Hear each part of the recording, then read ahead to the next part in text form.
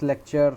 In this class, we shall be discussing about various important terms of Indian economy, that is national income. In the last class, we had already talked about national income, how we can calculate national income on the basis of various parameters like GDP, gross domestic product, domestic बोले तो production that is in production that is done within the boundary of country, within the boundary of a nation, then that will be considered as domestic production or native production. ठीक है, जब when net domestic, net, the term net is coming, net domestic product, then we will take into account, take into consideration wear and tear or depreciation, and we will subtract the value of depreciation from GDP. And whenever the term national gross national product आएगा, national में हम लोग दो चीज़ consider करेंगे, the income from native domestic and income from abroad. We will consider both scenario.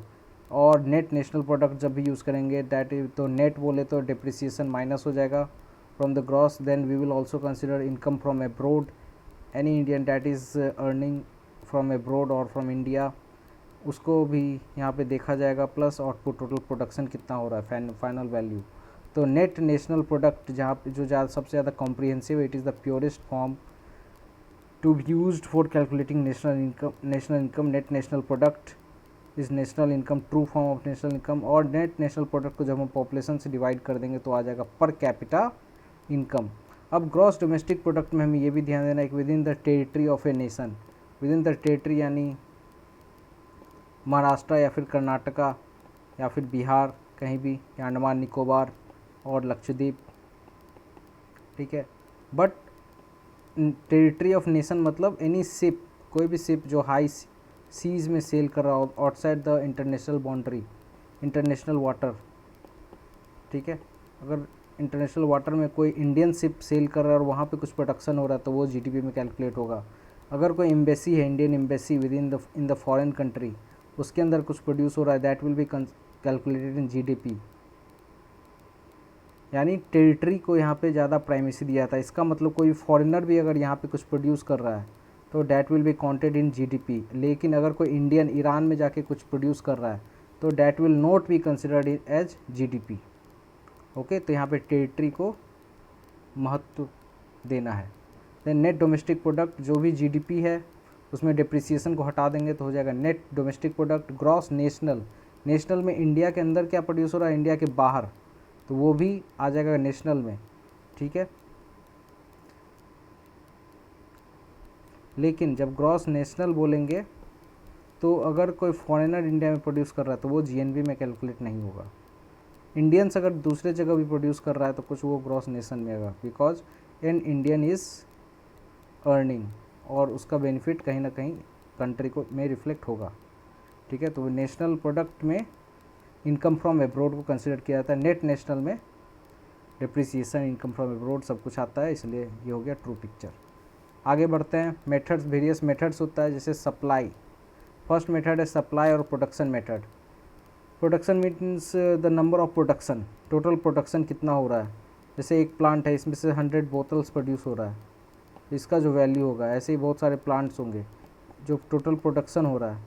इस production को अगर जोड़ देंगे the total money value of everything produced at each stage of production, तो क्यूमुलेटिवली अगर इसको जोड़ देंगे तो ये हो जाएगा सप्लाई प्रोडक्शन. ये सबसे इजी मेथड है. दूसरा है इनकम मेथड. अब इस प्रोडक्शन में, ये फैक्ट्री में जो भी लोग हैं, ठीक है, अंदर में 10 लोग काम कर रहे होंगे, बाहर 2 लोग काम कर रहे होंगे, तो इस सभी के इनकम को अगर जोड़ेंगे तो इससे भी जो वैल्यू निकलेगा उससे जीडीपी को कैलकुलेट किया जा सकता है. बिकॉज ये इनकम कहाँ से हो रही है, ये प्रोडक्शन से ही हो रहा है. ये जो सप्लाई या प्रोडक्शन है वहीं से इनकम हो रहा है, तो ये हो जाएगा इनकम मेथड में. Then third point is demand expenditure. For example, government is running any scheme like MG NREGA, Mahatma Gandhi national rural employment guarantee act, which promises 100 days of employment. अगर 100 डेज ऑफ एम्प्लॉयमेंट दे रहा है तो उससे कुछ पैसे आएंगे. जब पैसे आएंगे किसी घर में तो इन दोनों घर में कुछ पैसे आए, तो इन दोनों का डिमांड हुआ, ये शॉप गए और बोले कि पार्ले जी बिस्किट चाहिए. तो जो पार्ले जी का डिमांड करेंगे तो ये फैक्ट्री को पता चलेगा और वो फैक्ट्री प्रोड्यूस करेगा. जब फैक्ट्री प्रोड्यूस करेगा तो लोगों की इनकम बढ़ेगी.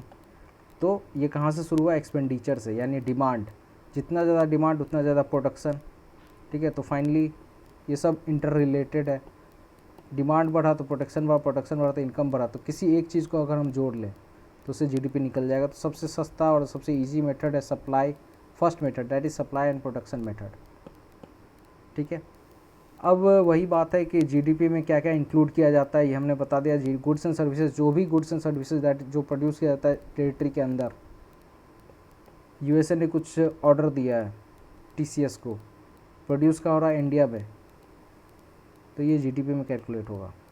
फॉरेनर्स अगर इंडिया में आके कुछ प्रोड्यूस करते हैं वो भी जीडीपी में होगा, लेकिन इंडियंस अगर बाहर जाके कुछ प्रोड्यूस कर रहे हैं तो वो जीडीपी में इंक्लूड नहीं होगा, ठीक है। ये 3 पॉइंट याद रखना है, क्वेश्चन आता है। Then factor price versus market price. Factor price क्या है, factor price is the cost at which goods is produce, जिस प्राइस पे फैक्ट्री के अंदर जो भी गुड्स प्रोड्यूस हो रहा है तो वो प्राइस क्या है, प्राइस किस पे लगता है, फैक्ट्री के अंदर जो कुछ भी प्रोड्यूस होता है तो वो लगता है, एक मशीन हो गया जिसमें कुछ रॉ मटेरियल जाएगा और कुछ आउटपुट निकलेगा। तो जो रॉ मटेरियल, तो यहाँ पे और कौन रॉ मटेरियल को यूज़ कौन करेगा, यहाँ पे लेबर, तो land, labour, raw material, entrepreneurship, capital, तो ये सब जो फैक्टर है जिसका ज़रूरत होता है प्रोडक्शन में, देन दैट इज़ मतलब cost of factor of production. जो भी डिफरेंट फैक्टर्स है उनको प्रोड्यूस करने में जितने पैसे खर्च होते हैं, जो भी कॉस्ट लगता है, that is factor cost. Factory के अंदर कोई सामान को प्रोड्यूस करने में या 100 बोतल्स को प्रोड्यूस करने में जो पैसे लगते हैं, डैट इज़ फैक्टर कॉस्ट।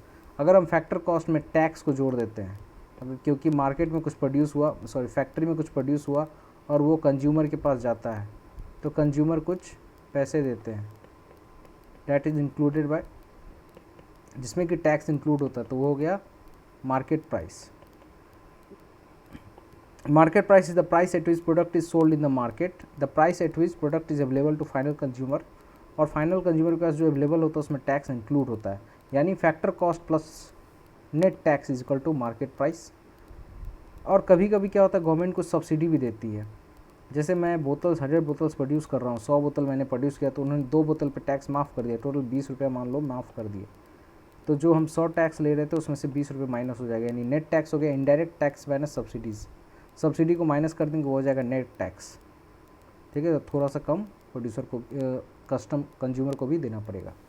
तो अब हम बात करेंगे जीडीपी कैसे कैलकुलेट होता है। GDP is always calculated at factor cost, ठीक है। अब हम फैक्टर कॉस्ट, मार्केट कॉस्ट समझ गए, मार्केट प्राइस समझ गए। तो अगर जीडीपी का हम पूछा जाए फिर से कि जीडीपी को जो कैलकुलेट करते हैं तो should it be calculated on factor cost और market cost, it should not be calculated on market price, because market price में टैक्स इंक्लूड होता है। क्योंकि यहाँ पे अगर हम 20 रुपये कम कर दिए तो मार्केट प्राइस 80 रुपये हो जाएगा, कस्टमर 80 रुपये दे रहा है, और 20 रुपये ऐड कर दिए टैक्स की वजह से तो कस्टमर 100 दे रहा है, तो हमें दिखेगा कि प्रोडक्शन वैल्यू में बढ़ोतरी है, लेकिन बढ़ोतरी नहीं है, बिकॉज यहाँ पे tax, it is just the interplay of tax. So GDP is calculated factor cost because if GDP is calculated on market price, then just by increasing taxes we can increase the GDP, although production will be less. Example 2018 में 100 बोतल produce हुआ, हर एक बोतल का cost था 10 रुपये और net tax एक यूनिट पे था 1 रुपया, तो एक बोतल को प्रोड्यूस करने में लग गया 11 रुपये। टैक्स कितना था, बस 1 रुपया, ठीक है, ये ध्यान देना है। तो 100 बोतल प्रोड्यूस हुआ तो 100 गुने 1100 रुपये हो गए मार्केट प्राइस पे, लेकिन फैक्टर कॉस्ट कितना है, यहाँ पे हम टैक्स इंक्लूड नहीं करें तो 1000, यानी फैक्ट्री के अंदर फैक्टर कॉस्ट मतलब फैक्ट्री के अंदर, फैक्ट्री के बाहर टैक्स लग जाएगा। टैक्स को हटाओ, टैक्स को यूज़ नहीं करना है, तो रियल वैल्यू पता चलेगा। अब 2019 में 100 बोतल प्रोड्यूस हो रहा है और यहाँ पर टैक्स लग गया 5, तो टोटल तो एक बोतल पे कितना लग रहा है 15 रुपया, तो टोटल मार्केट प्राइस कितना होगा 1500, लेकिन फैक्टर कॉस्ट कितना है, क्योंकि हम यहाँ पे टैक्स को नहीं देखेंगे, टैक्स के अलावा कितना लगा 10, तो फैक्टर कॉस्ट पर यूनिट 10 गुने 100, तो प्रोड्यूस तो 100 ही हो रहा है, बस टैक्स के बढ़ा देने से 1100 और 1500 यानी 400 रुपये का डिफरेंस आ रहा है। तो डैट इज़ वाई हम लोग जब फैक्टर कॉस्ट ऑफ प्रोडक्शन देखते हैं तो उसमें टैक्स को नहीं देखा जाता है। Government can not just increase the tax and increase the GDP, वो झुठला सकता है, That is why we calculate GDP at factor cost.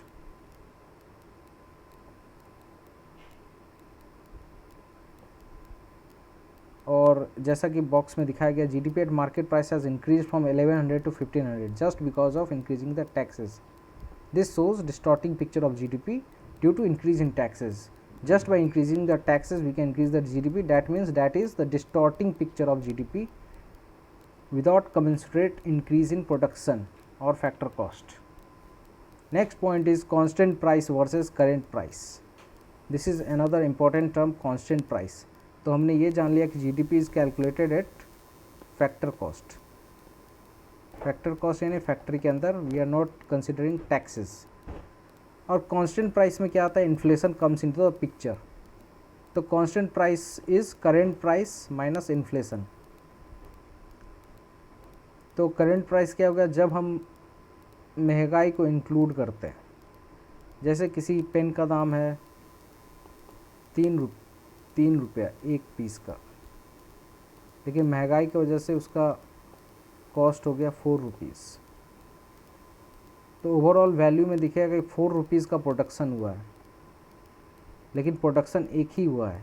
और 3 रुपये में प्रोडक्शन एक ही हुआ है, लेकिन इन्फ्लेशन की वजह से 4 रुपया हो गया प्रोडक्शन कॉस्ट. तो हमें दिखेगा कि 4 रुपीज़ वैल्यूएशन का प्रोडक्शन हुआ है. अगर हम इन्फ्लेशन को हटाएंगे तो यहाँ पे भी यही दिखेगा कि पर यूनिट प्रोडक्शन कितना हुआ, 1. तो in the base year 2011, let's take example, let's see what is given in example. In the base year 2011, and base year बोलने का मतलब it is the most stable year. यहाँ पे इन्फ्लेशन कुछ नहीं था, inflation was 0.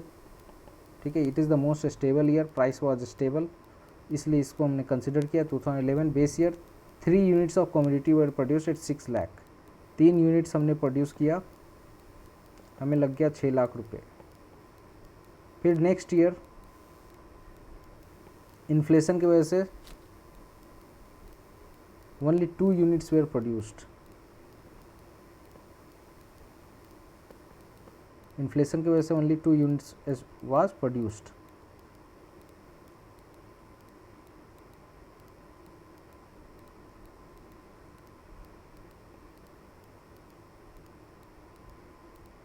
To units produce, और यहाँ पे प्राइस हमें कितना लग गया, 6 लाख. तो यहाँ पे कांस्टेंट प्राइस अगर देखा जाए 2011 में, तो हमें पर यूनिट लगा था 2 lakh rupees. 6 lakh by 3, 2 lakh per unit. लेकिन करेंट प्राइस जो अभी के, ये 2011 का डाटा है, ये 2019 का.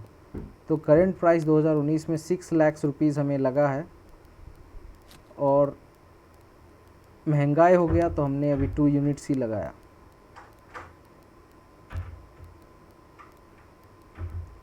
तो पर यूनिट हमें कितना खर्च हो गया, 3 लैक्स. 3 लैक्स पर यूनिट दाम हो गया, इसलिए हमें 2 यूनिट से प्रोड्यूस किया. प्राइस तो 6 लाख ही लगा, क्योंकि हमारे पास कैपिटल 6 लैक्स ही है. तो हमने 2011 में 6 लाख में हमें 3 यूनिट्स आ गया था, क्योंकि 2 लाख पर यूनिट प्राइस था. लेकिन सेम वैल्यूएशन पे हमें सिर्फ 2 यूनिट, यानी प्रोडक्शन क्या हो गया, कम हो गया. लेकिन हम वैल्यूएशन को देख रहे, प्राइसेस को देख रहे, करेंट प्राइस, कांस्टेंट प्राइस. तो यहाँ पे रेशियो जो है हमें वो सेम दिख रहा है, 2 लैक्स पर यूनिट. ये टोटल वैल्यूएशन हमें सेम दिख रहा है. लेकिन यहाँ से ये जो, अगर हम वैल्यूएशन को काउंट करते हैं, इन्फ्लेशन को कंसिडर में करते हैं, तो यहाँ पे 3 लैक्स पर यूनिट, और 2011 में 2 लैक्स पर यूनिट हुआ है प्रोडक्शन. अगर हम इन्फ्लेशन को, इफ़ेक्ट को इग्नोर करते हैं, तो कांस्टेंट प्राइस क्या था 2019 में, 4 lakhs by 2 lakhs is equal to 2 lakh per unit.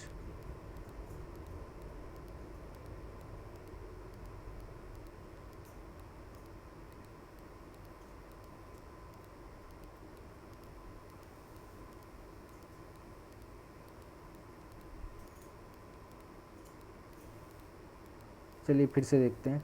2018 में production in units 100 units produce हुआ, 2019 में 100 यूनिट्स प्रोड्यूस हुआ. बेस प्राइस क्या था 10 रुपये, 10 रुपये एक यूनिट के लिए। करेंट ईयर में प्राइसेस क्या है, 2018 में 10 रुपया था, इस साल 15 रुपये हो गए। इन्फ्लेशन मतलब महंगाई बढ़ गई। तो जीडीपी अगर हम कैलकुलेट करते हैं करेंट ईयर प्राइसेस पे, तो 2018 में 1000 रुपये का प्रोडक्शन था, लेकिन 2019 में 1500 का प्रोडक्शन था। यहाँ पे इन्फ्लेशन, पहले तो हम लोग टैक्स की वजह से जीडीपी बढ़ रहा था, यहाँ पे इन्फ्लेशन की वजह से जीडीपी बढ़ रहा है। अगर हम करंट प्राइस पे कुछ भी कैलकुलेट करते हैं तो वहाँ पे कांस्टेंट प्राइस प्लस इन्फ्लेशन आता है, यानी इसको हम ऐसे लिख सकते हैं, current price is equal to constant price plus inflation. यानी इन्फ्लेशन की वजह से प्रोडक्शन लगता है बढ़ गया है, लेकिन अगर हम कांस्टेंट को देखेंगे तो ये इस इन्फ्लेशन को माइनस करना पड़ेगा।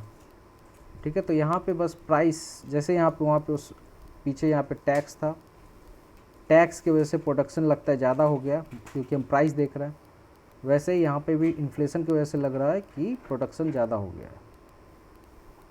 So it can be observed that although the GDP at current price has increased from 1000 to 1500, yet there is no change in production units. So it may appear to us from a distance due to increase in inflation that now we are an economy of 1500. Last year we were economy of 1000. But in real terms, if we include the effect of inflation, or we will remove the effect of inflation actually, if we remove the effect of inflation, in terms of number of production we are still the same. So यहाँ पे वही बात कहा गया था 4 lakh, we are now really में 4 लाख का economy. पहले क्या था 6 लाख, अब प्राइस बढ़ गया पर यूनिट का, 2 लाख से 3 लाख हो गया, तो हम लोग रियल में कितना है 4 लाख की इकोनॉमी है, क्योंकि हमें पर यूनिट ये सेम अगर रखा जाए तो हम 4 लाख की इकोनॉमी है। ठीक है, तो basically it is said that GDP at constant price, if we are calculating GDP's current price, the GDP increases because of inflation, because of increase in price of commodity, but in real sense there is no change in production units. So it can be said that GDP at factor cost we calculate. तो अगर हम पूछेंगे, अगर government, अगर ये पता पूछा जाए कि गवर्नमेंट किस जीडीपी को किस बेसिस पे कैलकुलेट करती है, तो GDP is calculated at factor price to negate the effect of taxes and again to negate the effect of inflation. GDP is calculated at constant price.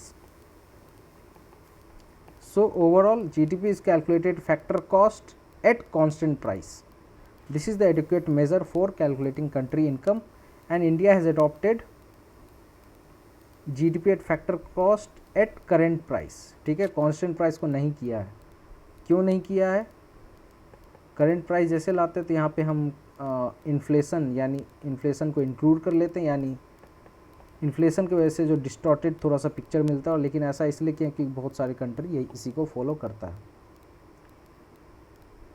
तो एडिक्वेट मेजर क्या होना चाहिए? GDP at factor cost at constant price, but India is measuring GDP at factor cost at current price. ठीक है, ये थोड़ा distorted है लेकिन यही यूज़ किया जाता है.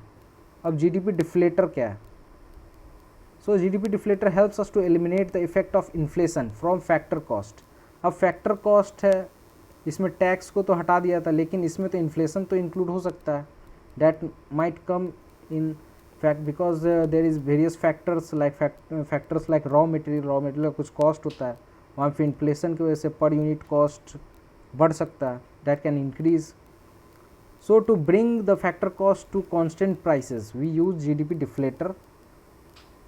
GDP deflator is value of goods and services in current year. Current year means we are including the inflation, then value of goods and services in the base year. So current year we are including inflation. If we include inflation, then that will be called as nominal GDP, where GDP calculated at current price यानी effect of inflation is included, divided by real GDP where in fact effect of inflation is removed. For example, nominal GDP inflation is there, prices will be high 150. In real GDP inflation is removed, prices will be there will be no inflation. So cost will be 100, मतलब एक pen मान लो पूरे India में सिर्फ एक pen produce हो रहा है तो उसका कॉस्ट है 100 रुपीज़, लेकिन इन्फ्लेशन की वजह से उसका कॉस्ट हो गया 150।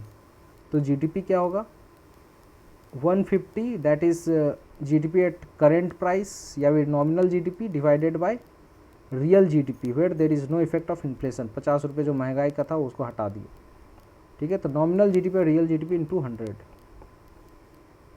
ये हो गया जीडीपी डिफ्लेटर। अब ग्रॉस वैल्यू एडेड पे आते हैं, GVA।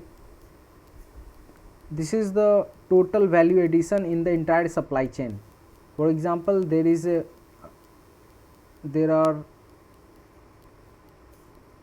rice field, there is a rice field, various rices are produced।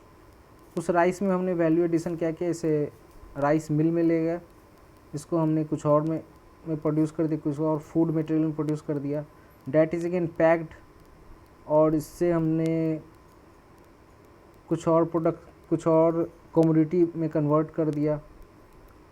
For example any packed food like Cerelac, Horlicks, anything. तो at every stage of production there is some value addition. तो उस value addition को अगर हम जोड़ते हैं, cumulative value added entire supply chain, हर एक स्टेप पे, पहले ग्रेन था, ग्रेन बन गया ब्रेड में, ब्रेड बन गया केक में, ठीक है। There is value addition and cost भी इस तरह से बढ़ते जाता है। इस वैल्यू एडिशन यानी यहाँ पे x वैल्यू एडिशन हुआ, यहाँ पे y हो गया, तो टोटल वैल्यू एडिशन हो गया x plus y. For example prices of car is 6 lakh. अब वैल्यू एडिशन क्या है, इंटरमीडिएट बीच में वैल्यू एडिशन, जैसे स्टील का पैसा लगा, rubber, we are adding electrical wires, तो total value added is equal to 6 lakh minus value added of intermediate, means total value हो गया 6 lakh minus value addition due to cost of steel, rubber and various other intermediates. तो initially एक बार India ने सोचा कि let's shift our national output calculation from GDP to GVA in 2015, but in 2018 again decision was reversed. India is calculating its national output based on GDP. Then what is the difference between GDP and GVA?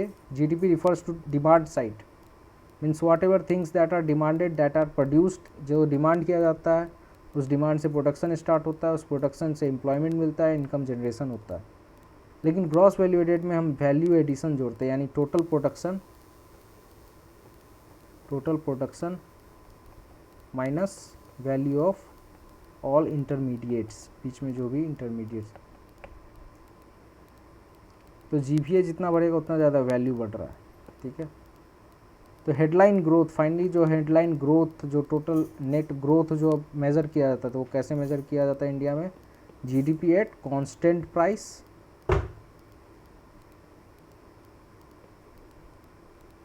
Constant market price.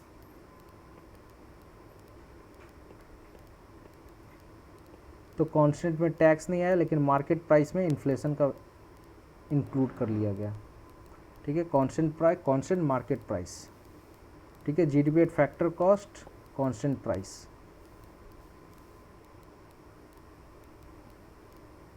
Market price में यहाँ पे tax include हो गया और constant में inflation include नहीं हुआ। तो हेडलाइन ग्रोथ एक टर्म है, वो अगर कैलकुलेट किया जाता है, हेडलाइन ग्रोथ कैलकुलेट किया जाता है जीडीपी एट कांस्टेंट प्राइस, यानी no inflation, inflation is removed, constant price, constant market price. Market price जैसे बोले तो उसमें टैक्स को इंक्लूड किया जाता है। Earlier the headline growth was calculated factor cost and at constant price, but now it has change to GDP at constant price and market price. तो headline growth एक अलग टर्म है जो कैलकुलेट किया जाता है headline GDP at constant and market price. तो constant मतलब ये ध्यान रखना है, inflation is not included, market means factor cost plus taxes. So that was it. Next class we will discuss about various MCQs and we will try to solve various MCQs and we will go to next chapter। और इसमें भी कुछ point है जो छूट रहा होगा, इसको हम फिर से डिस्कस करेंगे, ठीक है। अगर कुछ प्रॉब्लम आता है तो you please do comment and let me know.